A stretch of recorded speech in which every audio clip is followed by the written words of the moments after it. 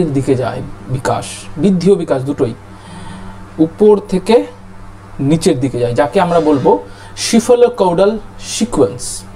তাহলে এইটাই হচ্ছে যে শিশুর যে প্রথম পর্যায় মাথা থেকে পা পর্যন্ত সে তার বিকাশ ঘটে, এটাকে বলা হয় সিফালোকাউডাল সিকোয়েন্স। পরীক্ষায় ব্যক্তির ছোট পেশি বা শিশুর ছোট পেশি লিখতে, আঁকতে, ঢিল ছুটতে সাহায্য করে। তুমি লিখছো কি দিয়ে লিখবে? হাতের আঙুল দিয়ে লিখবে, তাই তো? তুমি আঁকছো হাতের আঙুল দিয়ে আঁকবে। তুমি ঢিল ছুটছো, এই তো নয় যে সমগ্র হাত দিয়ে ঢিল ছুটছো, তুমি কয়েকটা আঙুল ইউজ করছো। ছোটোবেলায় বলতো বয়স্ক মানুষরা জন্মের পর যখন হসপিটাল বা নার্সিংহোম থেকে বাচ্চা বাড়িতে আসে, এই ঘাড়টা ভালো করে ধর, ঠিক আছে? ঘাড় শক্ত হয় না। কখন ঘাড় শক্ত হয়? ঠিক 2 মাসের আশেপাশে গিয়ে শিশুর। তোমাদের প্রত্যেককে আমার লাস্ট বেঞ্চেস ইউটিউব চ্যানেল এবং ফেসবুক পেজে স্বাগত। আজকে আমার যে ক্লাসটা সেটা হচ্ছে চাইল্ড ডেভেলপমেন্ট অ্যান্ড পেডাগোগির উপর ক্লাস রয়েছে, এবং আমি টার্গেট রেখেছি ওয়েস্ট বেঙ্গল প্রাইমারি টেট 2024-কে। সিডিপির উপর যে প্রথম এই যে ক্লাসটা সেটা হচ্ছে চ্যাপ্টার 1। তোমরা যে সিলেবাস আছে তোমাদের কাছে টেট 2024 টেট 2023-22-এর, সেই সিলেবাসের তোমার প্রথম যে চ্যাপ্টার, সেই চ্যাপ্টারে দেখবে রয়েছে concept and principal of development, growth and maturation, difference between growth and development, relationship of development with learning. তো এই চ্যাপ্টার থেকে ফার্স্ট এই ভিডিওটি আমি তোমাদেরকে প্রোভাইড করছি, যেখানে আমরা বৃদ্ধি ও বিকাশ নিয়ে আলোচনা করব। বৃদ্ধি কি, বিকাশ কি, বৃদ্ধি বিকাশের মধ্যে সম্পর্ক কি, চ্যাপ্টারে মানে অ্যাকচুয়ালি সিলেবাসে যা আছে তাই নিয়ে আলোচনা করব। তো চাইল্ড ডেভেলপমেন্ট অ্যান্ড পেডাগোগির এটা আমার ফার্স্ট ক্লাস। তোমাদের প্রত্যেককে জানাই আমার এই ক্লাসে স্বাগত। দেখো, বৃদ্ধি ও বিকাশের মধ্যে আমি কনসেপচুয়ালি এর সংজ্ঞা বা এটা কি এই ধরনের আমি মানে এত বিস্তারিত আলোচনার মধ্যে না গিয়ে যেটা টু দ্য পয়েন্ট আমার মনে হয় আলোচনা করা উচিত এবং পরীক্ষায় আসবে সে ধরনের আমি কিন্তু টপিক রেডি করেছি, তোমরা অবশ্যই দেখবে। দেখো, বৃদ্ধি ও বিকাশের মধ্যে পার্থক্যতে এদিকে রয়েছে বৃদ্ধি বা গ্রোথ, তারপর রয়েছে বিকাশ বা ডেভেলপমেন্ট। বৃদ্ধিটা কি? দেখো, 1 নম্বর পয়েন্টে রয়েছে বৃদ্ধি হলো ব্যক্তির আকার আর আয়তনে বেড়ে যাওয়া, অর্থাৎ দেহের উচ্চতা, ওজন, গঠন ইত্যাদি। এটা হচ্ছে কোয়ান্টিটেটিভ, মানে বৃদ্ধি হচ্ছে কোনো ব্যক্তি বা কোনো শিশুর আকারে বড় হওয়া, ওজনে বেড়ে যাওয়া, গঠনে বেড়ে যাওয়া, এটা হচ্ছে বৃদ্ধি। আর বিকাশটা কি? বিকাশ হলো কোনো ব্যক্তি বা শিশুর দৈহিক, মানসিক, সামাজিক, প্রাক্ষবিক সহ সব ধরনের ধারাবাহিক পরিবর্তন। অর্থাৎ বিকাশ হচ্ছে কোয়ান্টিটেটিভ এবং কোয়ালিটেটিভ, ঠিক আছে? মানে বিকাশ বলতে শুধুমাত্র যে দৈহিক ব্যাপারটাকে বোঝায় তা নয়। ডেভেলপমেন্ট হচ্ছে মানসিক ডেভেলপমেন্ট হতে পারে, ঠিক আছে? Mental development, social development, physical development, emotional development, এগুলো হচ্ছে ডেভেলপমেন্ট। সব কিছুই কিন্তু এই ডেভেলপমেন্ট বা বিকাশের মধ্যে চলে আসে কোনো ব্যক্তি বা কোনো শিশু। দেখো, 2 নম্বরেই বলা রয়েছে বৃদ্ধি পরিমাপযোগ্য। তুমি হাইট, ওয়েট মাপতে পারবে, কিন্তু বিকাশকে তুমি মাপতে পারবে না। তুমি বিকাশকে কি করতে পারবে? মূল্যায়নযোগ্য, এটাকে তুমি মূল্যায়ন করতে পারবে। 3 নম্বরে বলা রয়েছে বৃদ্ধি একটি জীবনব্যাপী প্রক্রিয়া নয়, not a life long process. তোমার হাইট একটা জায়গায় গিয়ে স্টপ হয়ে গেছে, এটা তুমি নিজেও জানো, ঠিক আছে? অতএব বৃদ্ধি জীবনব্যাপী প্রক্রিয়া নয় যে বৃদ্ধি হয়েই যাবে, ওই জন্য তুমি বেড়েই যাচ্ছ, এইরকম কিছু কোনো ব্যাপার নেই। একটা জায়গায় স্টপ হয় বৃদ্ধি। কিন্তু এই স্টেটমেন্টটা খুব গুরুত্বপূর্ণ, বিকাশ মাতৃগর্ভ বা থেকে আমৃত্যু বা টম বা সমাধি পর্যন্ত চলে। টু টম বা মাতৃগর্ভ থেকে আমৃত্যু। কি করে? দেখো, তুমি যখন ছোট ছিলে তোমার এক ধরনের বুদ্ধি ছিল, এখন একটু বড় হয়েছো, এখন একটু তোমার বুদ্ধিটা আরও ভালো হয়েছে। তুমি সমস্যার সমাধান আগে 2 দুগুণী 4, 3 দুগুণী 6 করতে পারতে, কিন্তু এখন যখন বড় হয়েছো জটিল জটিল প্রসেস সেই গুণ, ভাগ, যোগ দ্বারা করতে পারছো। তাহলে এইখানে তোমার কিসের বিকাশ ঘটছে? তোমার একটা জ্ঞানীয় বিকাশ ঘটছে, তোমার স্কিল ডেভেলপমেন্ট হচ্ছে। এটা কিন্তু যত দিন যাবে তত বাড়তে থাকে। তাহলে বিকাশের ক্ষেত্রে এইটাই বোঝানো হয়েছে যে বিকাশ মাতৃগর্ভ, মানে যখন তুমি ভ্রূণ অবস্থায় থাকো সেই সময় তোমার মধ্যে কিন্তু ঠিক আছে। দৈহিক যে বিকাশ, আস্তে আস্তে বড় হয়ে ওঠা মাতৃগর্ভ থেকে, সেটাও এক ধরনের বিকাশ। সঞ্চালনমূলক বিকাশ ঘটে, ঠিক আছে। মাতৃগর্ভ থেকে তুমি কিন্তু মাতৃগর্ভে হাত পা ছোড়াছুড়ি করো, বড় হও, সেখান থেকে হাত পা ছোড়াছুড়ি করো, খেলাধুলা করো, তারপরে নিজে তোমার দৈনন্দিন কাজে লিপ্ত হও। এই ধরনের যে বিকাশগুলো হয় ফিজিক্যালি, মেন্টালি, ঠিক আছে, সমস্ত কিছু বিকাশ কিন্তু মাতৃগর্ভ থেকে আমৃত্যু পর্যন্ত ঘটে, ঠিক আছে। তাহলে এটা মনে রাখবে। 4 নম্বরে রয়েছে বৃদ্ধির নীতি। বৃদ্ধির নীতি কি? 1 নম্বর বৃদ্ধির নীতি হচ্ছে অনুশীলন করলে বৃদ্ধি ঘটে। বলে কি করে স্যার সম্ভব অনুশীলন করলে? দেখো, যদি ব্যক্তি পায়ের ব্যায়াম অনুশীলন করে তবে পায়ের পেশি বৃদ্ধি পাবে, হাতের নয়। বুঝতে পেরেছো? তুমি জিম গেছো, জিমে গিয়ে খুব বাইসেপ করছো, তাহলে তোমার বাইসেপ, ট্রাইসেপ এগুলো কি হবে? বৃদ্ধি করবে। এই তো নয় তুমি হাতের জিম করছো, হাতের ব্যায়াম করছো, তোমার পায়ের পেশি বৃদ্ধি পাবে, এটা তো নয়। তাহলে বৃদ্ধি অনুশীলনের ফলে ঘটে, এটা মাথায় রাখবে। আর বিকাশের, আচ্ছা এখানে বলেছে 2 নম্বরও বলে দিই, বংশধারা ও পরিবেশের মিথস্ক্রিয়ার ফলেও বৃদ্ধি ঘটে। অনেক শিক্ষাবিদ বা শিক্ষাবিজ্ঞানী যারা রয়েছেন তারা কিন্তু কেউ বংশধারাটাকে গুরুত্ব দিয়েছে বৃদ্ধির ক্ষেত্রে, কেউ পরিবেশের কথাও, পরিবেশকেও গুরুত্ব দিয়েছে। ওভারঅল বলা যেতে পারে যে একজন অ্যাজ এ টিচার হিসেবে তুমি যদি চাকরি পাও, বংশধারা বা পরিবেশের যে মিথস্ক্রিয়ার ব্যাপারটা রয়েছে, ইন্টারাকশন, এই ব্যাপারটাকে তুমি এনহ্যান্স দেবে, এটাকে গুরুত্ব দিবে। এটাকে যত বাড়াবে তত তোমার বৃদ্ধি বিকাশ দুটোই পারবে, মাথায় রাখতে হবে এটা। 4 নম্বর। এবার আসছি বৃদ্ধি নীতি তো গেল, এবার আসছি বিকাশের নীতি। বিকাশের কি কি নীতি রয়েছে? এখান থেকে সব থেকে বেশি কোশ্চেন আসার সম্ভাবনা। দেখো, বিকাশের নীতি বলতে 1 নম্বরে দেখো বলেছে বৃদ্ধি ও বিকাশ উপর থেকে শুরু করে, কোন দিকে হয়? উপর থেকে শুরু করে, 1 সেকেন্ড, উপর থেকে শুরু করে নিচের দিকে যায় বিকাশ। বৃদ্ধি ও বিকাশ দুটোই উপর থেকে নিচের দিকে যায়, যাকে আমরা বলবো সিফালোকাউডাল সিকোয়েন্স। দেখো, আমি এখানে একটা খুব সুন্দর একটা ছবি আঁকছি। এটা একটা শিশু, ঠিক আছে, হাসছে। চলো, ভেরি গুড, ঠিক আছে। যদিও আমি অত ভালো ছবি আঁকতে পারি না,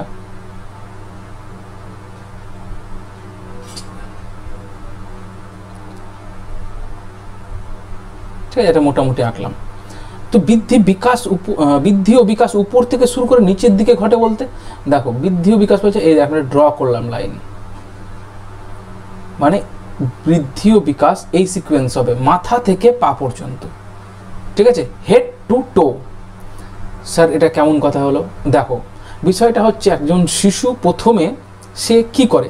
প্রথমে সে তার মাথাকে কন্ট্রোল করবে, তারপরে সে হাতকে কন্ট্রোল করতে শেখে, হাত দুটোকে, তারপরে সে পাকে কন্ট্রোল করে। বুঝতে পেরেছো? তাহলে এইটাই হচ্ছে যে শিশুর যে প্রথম পর্যায়, মাথা থেকে পা পর্যন্ত সে তার বিকাশ ঘটে। এটাকে বলা হয় সিফালোকাউডাল সিকোয়েন্স। পরীক্ষায় এসেছে, 22-এও এসেছে, সিফালোকাউডাল থেকে কোশ্চেন কিন্তু এসেছে। তাহলে মনে রাখবে, বৃদ্ধি ও বিকাশ মাথা থেকে শুরু করে পায়ের দিকে যায়। বিকাশের নীতিতে 2 নম্বর বলছে বিকাশ কেন্দ্র থেকে পরিধির দিকে অগ্রসর হয়। আমি যদি তোমাকে বলি, এই যে ছবিটা আঁকলাম, ঠিক আছে, এই ছবিতে আমি তো তোমাকে এটা দেখিয়ে দিলাম, এটা হচ্ছে সেফালোকাউডাল।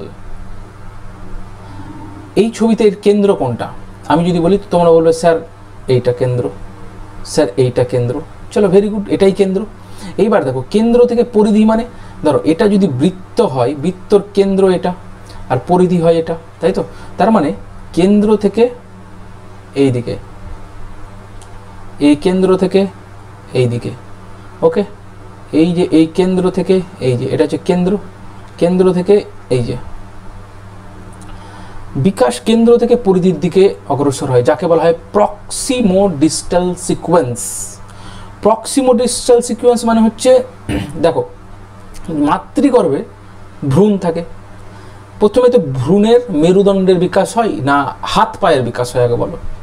তাহলে প্রথমে ভ্রূণের মেরুদণ্ডের বিকাশ ঘটে, তারপরে হাত পায়ের বিকাশ ঘটে।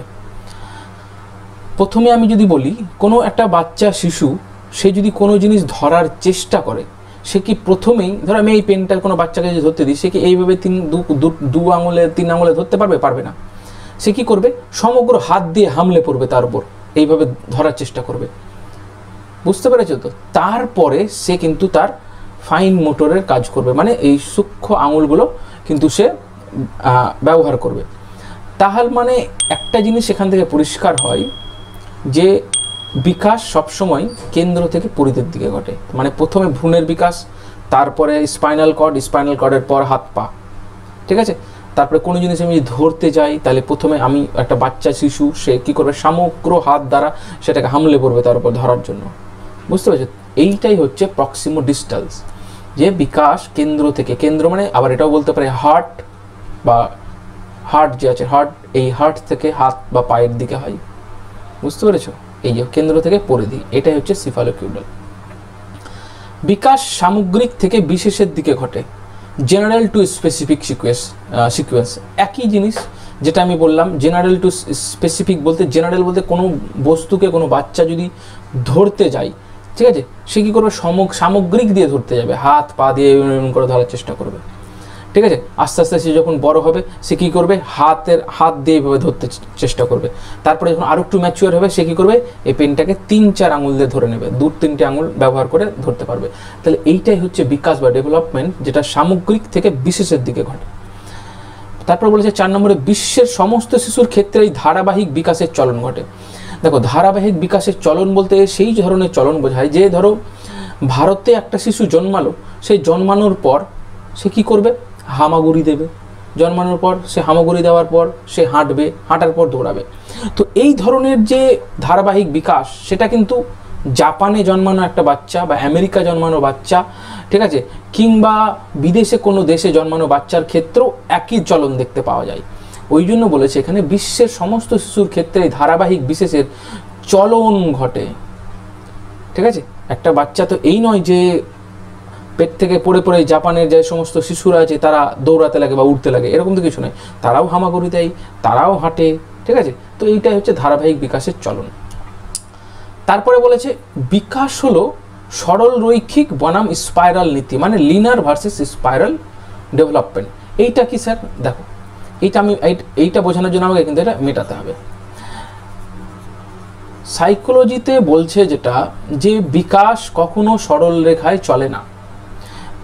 দেখো, এইটা আমি একটা সরল রেখা আঁকলাম, A to B। বলছে সাইকোলজি কখনো কিন্তু বিকাশ একটা সোজা লাইনে চলে না, এটা কি করে, স্পাইরাল নীতি অনুসন্ধান করে, স্পাইরাল।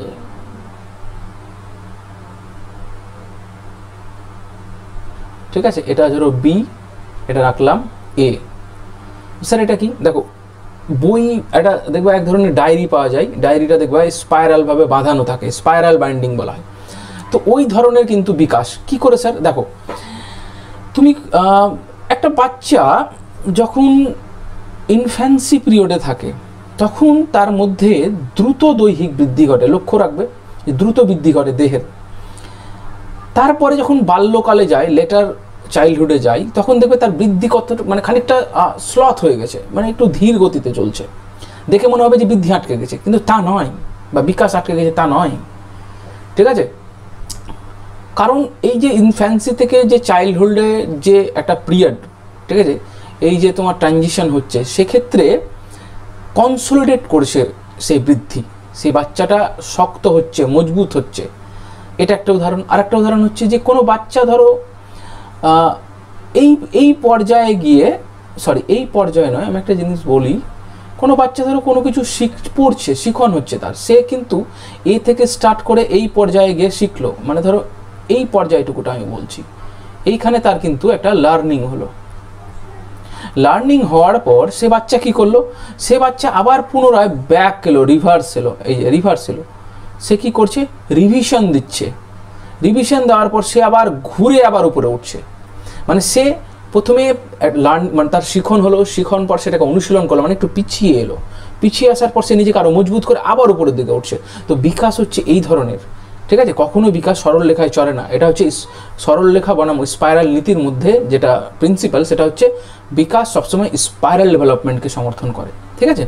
তো এই কোশ্চেন থেকে, এই কয়েকটা যে টপিক, মানে এই কয়েকটা যে পয়েন্ট বললাম, এই কয়েকটা পয়েন্ট থেকে আমার মনে হয় 24-এ যে কোনো একটা পয়েন্ট থেকে কিন্তু তোমাদের প্রশ্ন আসবে। এরপর আমি দেখে নিই বিকাশের শ্রেণী বিভাগ।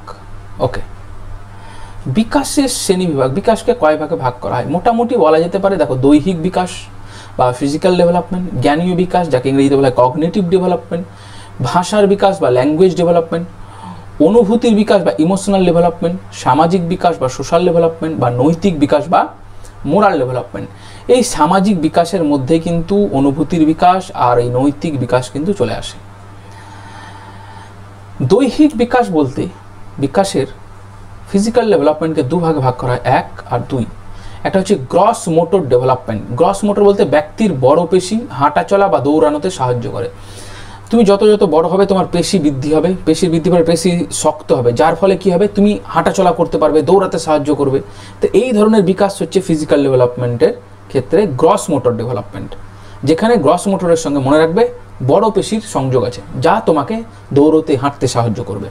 তারপরে রয়েছে fine motor development. Fine motor development মানে হচ্ছে যে তুমি ফাইন জিনিসগুলো করতে পারো। ফাইন জিনিস বলতে যেখানে ব্যক্তির ছোট পেশি বা শিশুর ছোট পেশি লিখতে, আঁকতে, ঢিল ছুটতে সাহায্য করে।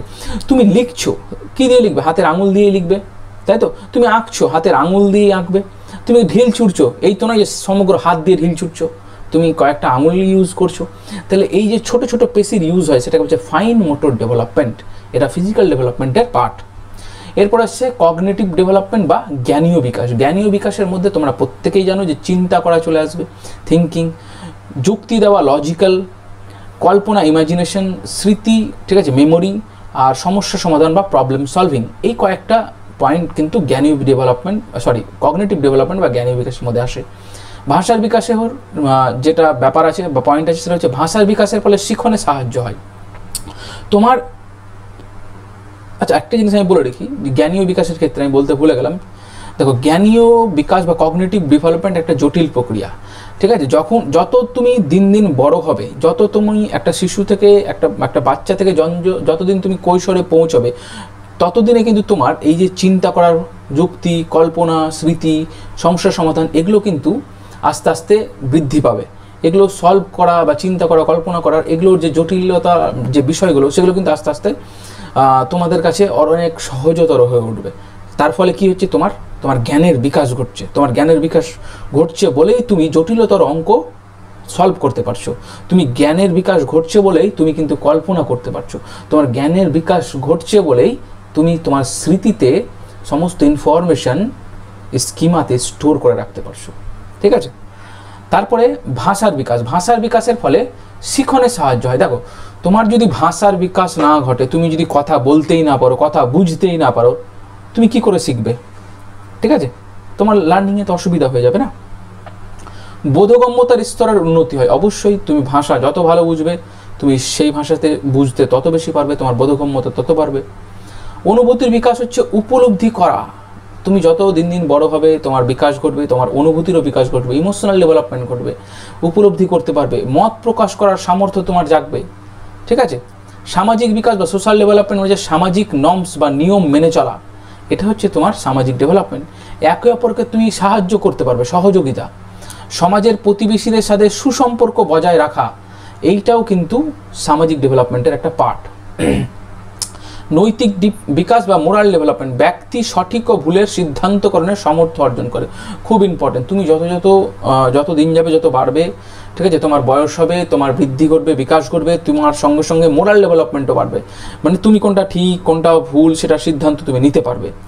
তো এই গেল বিকাশের শ্রেণীবিভাগ।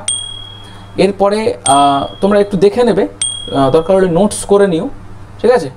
এরপরে আর রয়েছে যেটা সব থেকে গুরুত্বপূর্ণ পার্ট, সেটা হচ্ছে বিকাশের স্তরসমূহ। এখান থেকে কোশ্চেন আসবেই আসবে, আসবেই আসবে, আসবেই আসবে। বিকাশের স্তর, তারপরে সময়সীমা, তারপরে বিকাশের বিভিন্ন দিকের কথা কিন্তু আমি এখানে পয়েন্ট করেছি। বিকাশের স্তরকে মোটামুটি আমরা 5টি ভাগে ভাগ করেছি। 1, প্রাক জন্মস্তর, যাকে বলা হয় প্রিন্যাটাল পিরিয়ড, যার সময়সীমা হচ্ছে নিষেক থেকে 280 দিন। 2 নম্বরে রেখেছি শৈশব, যাকে ইংরেজিতে বলা হয় ইনফ্যান্সি, প্রথম 2 বছর, জন্ম থেকে প্রথম 2 বছর। তারপরে রয়েছে প্রথম বাল্যকাল, আর্লি চাইল্ডহুড, 2 থেকে 6 বছর বয়স। তারপরে রয়েছে 4 নম্বর পরবর্তী বাল্যকাল, ইংরেজিতে বলা হয় লেটার বা লেট চাইল্ডহুড, 6 থেকে 11 বছর। 5 নম্বর হচ্ছে কৈশোরকাল বা অ্যাডোলেসেন্স বা বয়স সন্ধিক্ষণ, 11 থেকে 20 বছর। এই যে সময়সীমা এইটা কিন্তু বিভিন্নভাবে বিভিন্ন রকম থাকবে, কোনো ব্যাপার নেই, ঠিক আছে। ওই 5-6 মাস 1 বছর এদিক ওদিক হলেও কোনো অসুবিধা নেই। মেইন ইম্পর্টেন্ট যেটা ব্যাপার সেটা হচ্ছে বিকাশের বিভিন্ন দিক, এইটা তোমাদেরকে মনে রাখতেই হবে। তোমরা টিচার হতে যাচ্ছ, ক্লাস 1 থেকে 5-এর বাচ্চাদেরকে পড়াবে, সেই বাচ্চাদের সম্পর্কে তোমার যদি এক্সপিরিয়েন্সই না থাকে তুমি কি পড়াবে, ঠিক আছে। তোমাকে জটিল জটিল বিষয়গুলোকে সহজ করে তাদের কাছে উপস্থাপন করতে হবে সে সমস্ত বাচ্চাদের কাছে, ঠিক আছে। সেটা তখনই সম্ভব যখন তুমি ডিএলএড এর কোর্স ভালো করে করবে, চাইল্ড ডেভেলপমেন্ট পেডাগোগির যে সমস্ত সিলেবাস আছে সেগুলোকে ভালো করে আয়ত্তকরণ করবে, তাছাড়া সম্ভব নয়। দেখো, প্রাক জন্মস্থল বা প্রিনাটাল পিরিয়ডের কিছু বিকাশের বিভিন্ন দিক রয়েছে ডেভেলপমেন্টের। কী কী? 1 নম্বর হচ্ছে এই সময় প্রধানত শারীরিক ও সঞ্চালনমূলক হয়। প্রধানত শারীরিক এবং সঞ্চালনমূলক বলতে হচ্ছে হাত পা নড়াবে, ঠিক আছে, দেখবে টুকটুক করে, এই ধরনের একটা সঞ্চালনমূলক ক্রিয়া হয় বিকাশের ভ্রূণের পর। 2 নম্বর মোটামুটি 280 দিন, মানে হচ্ছে তোমার ধরো ওই 6-7 মাস 5 মাসের পর থেকেই ধরো কান্না শিশুর যোগাযোগের প্রধান পদ্ধতি। তোমার হয়তো মনে হতে পারে যে শিশু কাঁদছে, বিরক্তি না, কান্নাটা হচ্ছে সে তার মাকে বা সে তার আশেপাশে যে আছে তাকে ডাকছে। কেন? তার শিশুর ক্ষুধা লেগেছে, তার খিদা লেগেছে, শিশুর ক্লান্তি মনে হচ্ছে, শিশুর ন্যাপি পরিবর্তনের প্রয়োজন, ন্যাপি ভিজে গেছে, ঠিক আছে, টয়লেট করার ফলে ন্যাপিটা ভিজে গেছে, ঠান্ডা লাগছে শিশুটাকে, এই জন্য শিশু কাঁদছে। সব কিছু শিশু কান্নার মাধ্যমে প্রকাশ করে। কোন সময়? প্রিনাটাল পিরিয়ডে, ঠিক আছে। এরপরে আমরা যেটা পড়বো সেটা হচ্ছে শৈশব, সব থেকে গুরুত্বপূর্ণ জায়গা, প্রথম 2 বছর এই জায়গাটা। ভাষার বিকাশ শুরু হয়। ভাষার বিকাশ বলতে আস্তে আস্তে বাচ্চারা কথা বলতে শুরু করে। 2 বছরের শেষে মোটামুটি ভালোভাবেই কথা বলতে পারে, টুকটাক ভালোই বলতে পারে। পুরোপুরি নির্ভরশীলতা থেকে সক্রিয় শিশুতে পরিবৃত্তি ঘটে। যত তোমার 8-9 মাস 12 মাস 14 মাস পর থেকে বাচ্চারা কিন্তু একটু সক্রিয় হয়, নিজে নিজে জলের বোতল উঠাতে পারে, নিজে নিজে চামচ দিয়ে তোমার ধরো দুধ খেতে পারে, ঠিক আছে, কোনো জিনিস দিয়ে বা হাতে ধরে খেতে পারে। তার আগে কিন্তু তারা পুরোপুরি নির্ভরশীল ছিল তার মায়ের উপর, ঠিক আছে। যত দিন যাবে 2 বছরের দিকে কাছাকাছি আসবে শিশুর বয়স, সে তত সক্রিয় শিশুতে পরিবৃত্তি করবে, সে হাঁটতে পারবে, দৌড়তে পারবে, আস্তে আস্তে কথা বলতে পারবে। 3 নম্বর পয়েন্ট, দৈহিক বিকাশ সবচেয়ে দ্রুত গতিতে ঘটে। শৈশবে একটা শিশুর দৈহিক বিকাশ তুমি দেখবে এই মা তোকে এত ছোট দেখলাম, তুই কত বড় হয়ে গেছিস রে পুচকি, বলে দেখবা, হট করে দেখবা দেখে মনে হয় বড় হয়ে গেছে, অবশ্যই দ্রুত গতিতে ঘটে। 4 নম্বর, 2 মাসে শিশুর ঘাড় শক্ত হয়। যাদের বাড়িতে বাচ্চা আছে তারা দেখবে ছোটোবেলায় বলতো বয়স্ক মানুষরা জন্মের পর যখন হসপিটাল বা নার্সিংহোম থেকে বাচ্চা বাড়িতে আসে, এই ঘাড়টা ভালো করে ধর, ঠিক আছে। ঘাড় শক্ত হয় না। কখন ঘাড় শক্ত হয়? ঠিক 2 মাসের আশেপাশে গিয়ে শিশুর ঘাড় কিন্তু মোটামুটি শক্ত হয়, তুমি কোলে নিতে পারবে, ক্লিয়ার। এই কোলে নেওয়াটা তবুও একটা রিস্ক হয়ে যায়। এই সময় শিশুর ভাষা বিকাশের প্রথম পর্যায়ে কুইং, কু আ পরিলক্ষিত হয়। ও আ বাচ্চারা কিন্তু আওয়াজ করে, ঠিক আছে, শুনে কিন্তু মনে হবে মানে কু কু এরকম টাইপের। তাহলে ও আ এটা হচ্ছে কুইং। কখন হয়? ঠিক 2 মাসের গিয়ে শিশুদের ভাষা বিকাশের এটা একটা প্রথম পর্যায়ে কুইং লক্ষ্য করা যায়। তারপরে 5 নম্বরে 6 থেকে 8 মাসের শিশুর প্রথম ভাষা আত্মীকরণের বিকাশ হলো ব্যাবলিং। দেখো, ও ও ও 6 থেকে 8 মাস অবধি ও শুনছে কিছু না কিছু, ঠিক আছে, শোনার পরে সে ব্যাবা ড্যাডা ম্যামা এরকম কিন্তু করবে, এটাকে বলা হয় ব্যাবলিং, ঠিক আছে। ব্যাবলিংয়ের আরও স্টেজ আছে, কিন্তু পরীক্ষায় অত ডেপ থেকে করবে না, মনে রাখবে 6 থেকে 8 মাসের শিশুর প্রথমে ব্যাবলিং হয়, আর 2 মাসে কুইং হয়, ঠিক আছে। 3 মাস বয়স থেকে শিশু মুখ চিনতে শুরু করে। প্রথমে 1-2 মাসে কিন্তু চিনবে না, চোখটাকে বুঝেই থাকে এইভাবে। 3 মাস বয়স থেকে কিন্তু সে তার লোকজনকে মোটামুটি চিনতে থাকে, বিশেষ করে মাকে চিনে ফেলে, ঠিক আছে, মা মা মা মা করবে, ঠিক আছে। 3 মাসে করবে না, চিনতে পারে। 7 থেকে 9 মাসে শিশুর দাঁত আসে, মোটামুটি 9 মাসের পরেই চলে আসে। এলে শক্ত খাবার পরিবেশন করা হয়। শিশুদেরকে জন্মের পর দুধ দেওয়া হয়, মায়ের মাতৃস্তন্য দুগ্ধ শিশুর জন্য সব থেকে ভালো, ঠিক আছে। অনেকে তোমার আর্টিফিশিয়াল বা কেমিক্যাল পাউডার দুধ যেগুলো আছে সেগুলো ইউজ করে, ঠিক আছে, কোনো ব্যাপার নেই, সেটাও অ্যাকচুয়ালি এগুলো মেডিকেল রিসার্চ করাও রয়েছে। তবে এই শক্ত খাবার পরিবেশনের ব্যাপারটা আসে দাঁত আসার পরই হয়, ঠিক আছে, মানে সলিড ফুড দেওয়া হয়। 9 নম্বর 8 মাসের শিশু হামাগুড়ি দিতে পারে, 7 থেকে 8 মাসে হামাগুড়ি দিতে পারে, তারপরে মোটামুটি 1-1.5 বছরে কি 1 বছরের কাছাকাছি শিশু দাঁড়িয়ে যায়, হাঁটতে পারে।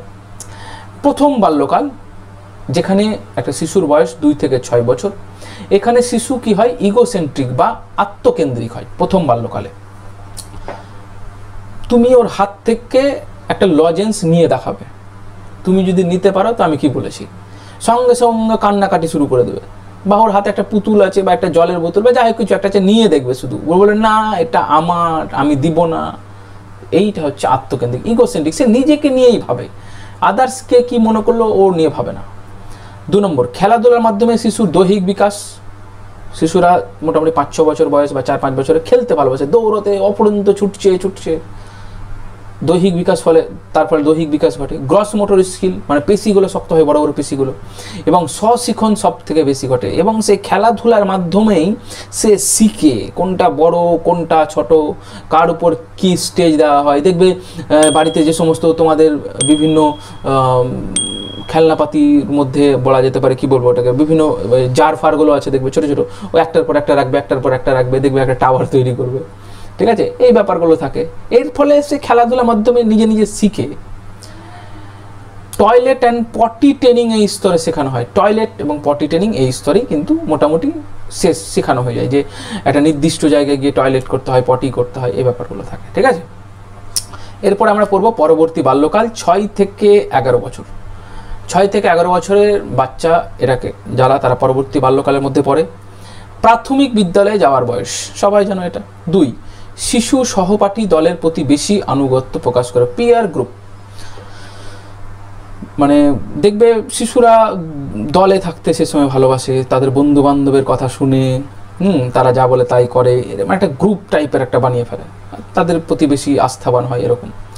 সম্ভাবনাময় সৃজনশীলতার বিকাশ ঘটে, সম্ভাবনাময় সৃজনশীলতা বলতে গেলে ক্রিয়েটিভিটির একটা চেষ্টা করে, আঁকবে, বিভিন্ন ওই আঁকা দিয়ে নতুন কিছু একটা তৈরি করার চেষ্টা করে, তো এই ধরনের একটা সম্ভাবনাময় সৃজনশীলতার বিকাশ এই সময় থেকে ঘটতে থাকে। 4 নম্বর, এই স্তরকে কিন্তু ঝঞ্ঝাটপূর্ণ বয়স বা ট্রাবলসাম কিন্তু এজ বলা হয়, কারণ হচ্ছে মানে এই বয়সটাকে ট্রাবলসাম এজ বলা হয়, তার কারণ হচ্ছে পিতামাতার থেকেও এই ঠিক 10-11 বছরের বাচ্চা যারা আছে তারা দলের প্রতি বেশি মনোভাব পোষণ করে, মানে ঝোঁকটা ওই দিকেই থাকে, ঘুরবো ফিরবো, ওই দলের প্রতি একটা টান থাকে, তারা যেটা বলবে বা এরকম, মানে তারা কিন্তু একটা বলা যেতে পারে যে কেয়ারলেস একটা মনোভাব পোষণ করে, বা দায়িত্ব জ্ঞানহীনতার একটা মনোভাব পোষণ করে, ঠিক আছে।